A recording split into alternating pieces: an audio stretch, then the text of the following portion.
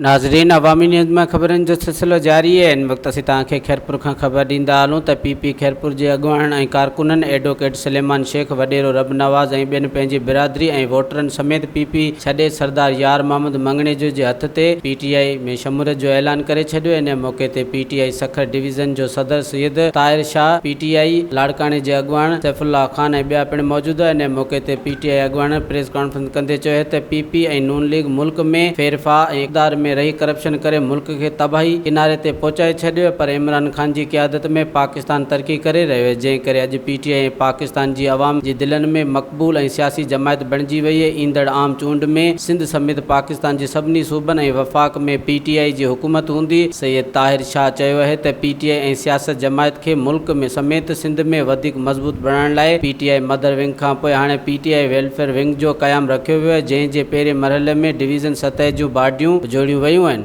वधीक ख़बरनि ऐं तफ़सील जे लाइ विज़िट कयो असांजी वेबसाइट awamiNewsHD.com ऐं ॾिसंदा रहो अवामी न्यूज़ HD।